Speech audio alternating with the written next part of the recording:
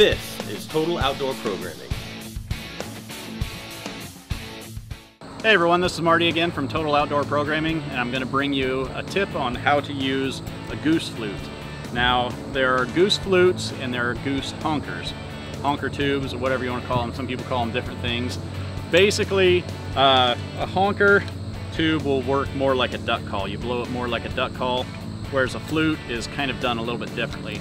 And to do the basic sound on the Canada Goose flute, I use another vocalization, which vocalization helps you to produce the same amount of air in the same fashion each time. And the vocalization I like to use for a regular honk on a Canada Goose flute is fall wheat, which is easy to remember because a lot of times when you start early season goose hunting, you're hunting in cut wheat fields during the fall. So fall, F-A-L-L, wheat, W-H-E-A-T is the vocalization I choose to use. And basically the fall part of it will get that lower, softer end of the honk, and then the wheat will force air through at a faster pace, which will get the higher end of the honk, because you've got a low and a high end on a honk.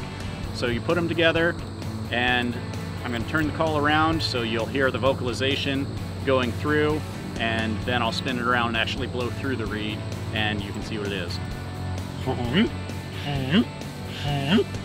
So I'm blowing from my diaphragm, not just from my cheeks, and that'll get the right type of air and the right amount of air and pressure coming through. As far as your hands, you can cup them a little bit tighter on the fall part and then just open them up a little bit more on the wheat part, and that'll allow that sound to go through and create the back pressure that's needed for the call to work properly. So now I'm going to spin it back around, blow through the call the proper way across the reeds, and you'll hear what it sounds like.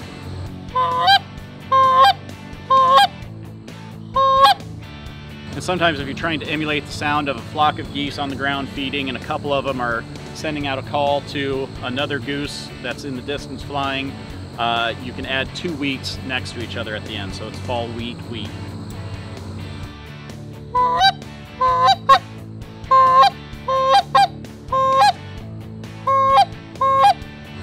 So that's how you do a basic honk on a Canada Goose flute, and just remember the vocalization fall wheat. And if you guys have any other tips or suggestions for using a Canada Goose flute that might help, feel free to drop a line in the comments box. And as always, anytime you can, click on that button for subscribing. And as always, if you like what you see and you'd like to get some more videos and tips, help us out by clicking on the subscribe button. And as always, if you